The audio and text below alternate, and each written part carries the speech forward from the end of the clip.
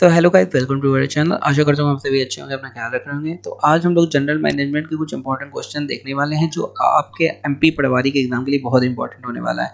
तो दोस्तों, जितने भी हम लोग क्वेश्चन देखेंगे यहाँ पे वो सारे आपके सिलेबस के अंदर से हैं, सिलेबस के बाहर से कोई भी क्वेश्चन नहीं आएगा। तो यही क्वेश्चन आने के बहुत ज़्यादा चांसेस हैं, क्योंकि जिस प्रकार के क्वेश्चन अभी तक आ चुके हैं उसी के आधार पर मैंने क्वेश्चन निकाले हैं। तो चलिए बिना किसी देरी के स्टार्ट करते हैं। सबसे पहला हमारा क्वेश्चन है, नियोजन का आधार है। नियोजन का आधार क्या है? अभिप्रेरणा है या नियंत्रण है या पूर्वानुमान है या संगठन है? अभिप्रेरणा क्या होती है? अभिप्रेरणा होती है मोटिवेशन।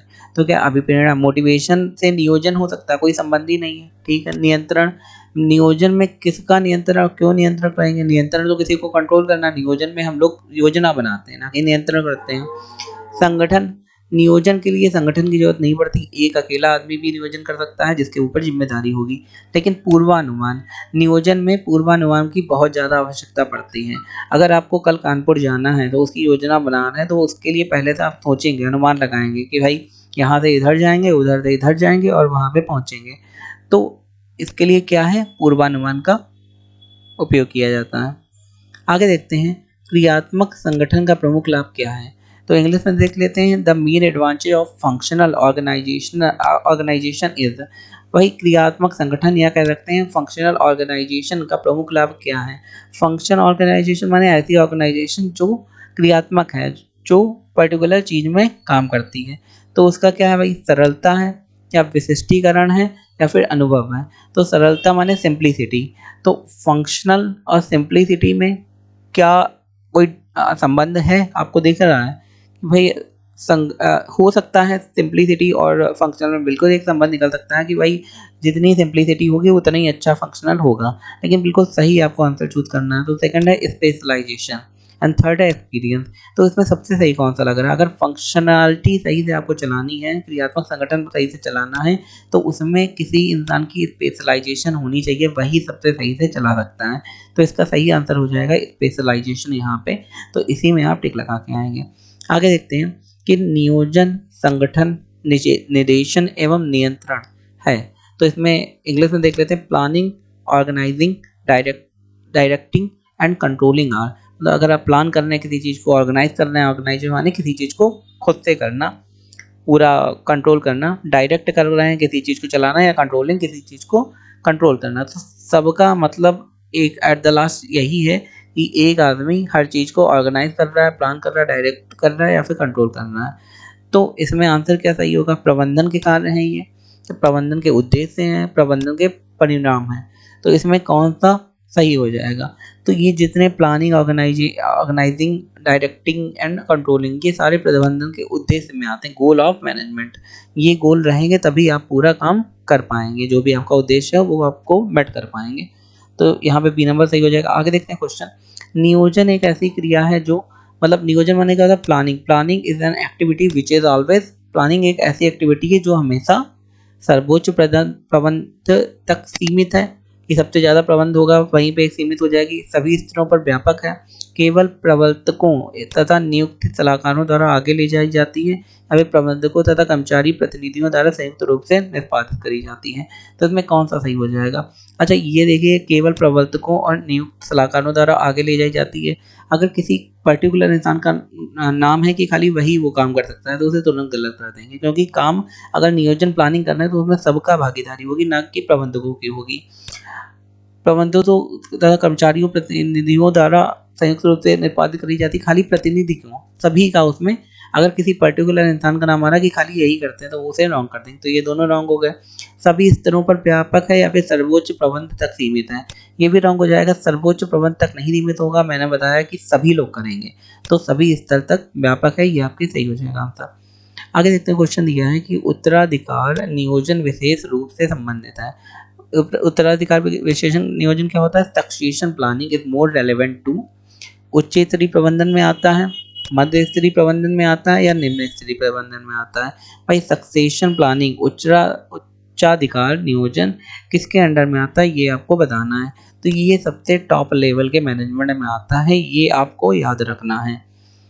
आगे देखते हैं, डायसेक के अनुसार नियोजन भविष्य को पकड़ने के लिए बनाया गया पिंजरा है। अकॉर्डिंग टू डायसेक, a plan is a trap laid to capture the future. तो इसमें यही पूछा गया कि नियोजन भविष्य को पकड़ने के लिए बनाया गया पिंजरा। भाई जो नियोजन आप जो प्लानिंग कर रहे हैं वो कैसी होगी, उसके लिए कौन सी चीज़ हम लोग यूज़ करते हैं।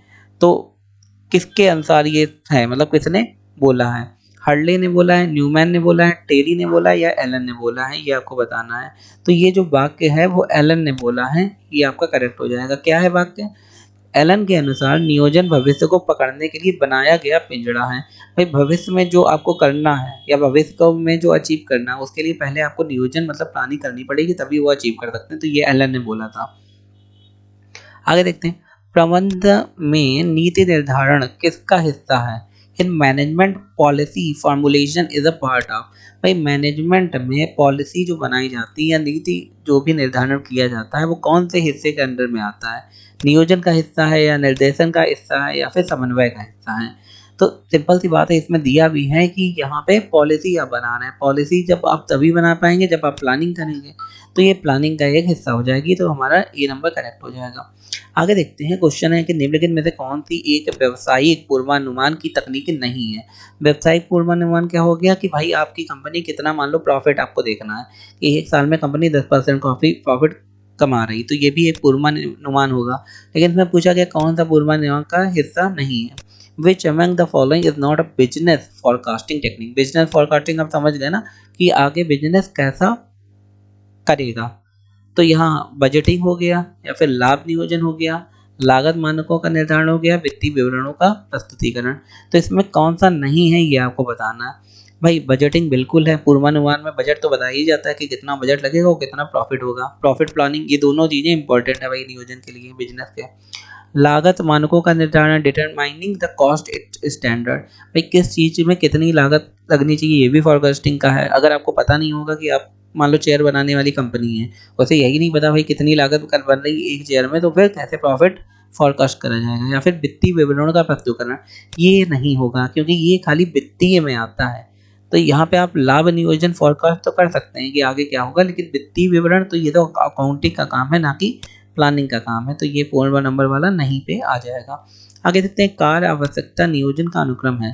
Planning job requirements have which of the following sequence. जब आप प्लान करते हैं तो जो भी काम होता है उसमें सही क्रम बताइए कि कौन से क्रम में आप प्लान करते हैं। तो सबसे पहले क्या आता है ये पूछा गया है, कार्य सूची, कार्य वर्णन, कार्य मूल्यांकन, मतलब job information, job description and job evolution. या फिर क्या आता है, कार्य मूल्यांकन पहले आता है, कार्य सूचना पहले होता है, कार्य वर्णन बाद में आता है, या कार्य वर्णन पहले आ जाता है, कार्य मूल्यांकन बाद में आता है, कार्य सूचना सबसे लास्ट में आता है। क्या हिस्सा है? तो इसका सही हो जाएगा हमारा ए नंबर। पहले हम लोग कार्य सूची तैयार करते हैं, मतलब जॉब की इन्फॉर्मेशन तैयार करते हैं, फिर कार्य वर्णन आपको क्या करना है, जॉब डिस्क्रिप्शन देते हैं। कभी आपने देखा होगा कि जॉब के बारे में डिटेल जब आती है नोटिस में तो कैसे दिया जाता है, फिर कार्य का मूल्यांकन, जॉब इवैल्यूएशन, आप काम कर पाएंगे कि नहीं कर पाएंगे ये भी देखा जाता है। आगे देखते हैं, नियोजन निम्नलिखित प्रक्रिया है। तो प्लानिंग इज द प्रोसेस। लक्ष्य अभिमुखी है, लचीली प्रोसेस है, समय आबद्ध है, उपयुक्त सभी। तो प्लानिंग एक कैसी प्रोसेस है? तो प्लानिंग उपयुक्त सभी वाली प्रोसेस है, क्योंकि टाइम बाउंड होता है प्लानिंग में कि भाई एक साल में इतना आपको फायदा प्रॉफिट करना है। तो ये समय आबद्ध हो गई। लचीली, लचीली है ही प्लानिंग, क्योंकि बढ़ा भी सकते हैं घटा भी सकते हैं। लक्ष्य अभिमुख, गोल ओरिएंटेड, हाँ गोल ओरिएंटेड है कि भाई इतने टाइम पे इतना हमें प्रॉफिट होना चाहिए। तो ये थे हमारे आज के कुछ इंपॉर्टेंट क्वेश्चन जनरल मैनेजमेंट के। तो दोस्तों अगर आपको वीडियो अच्छा लगा तो मैं वीडियो को लाइक कर दीजिए और चैनल को सब्सक्राइब कर दीजिए। धन्यवाद।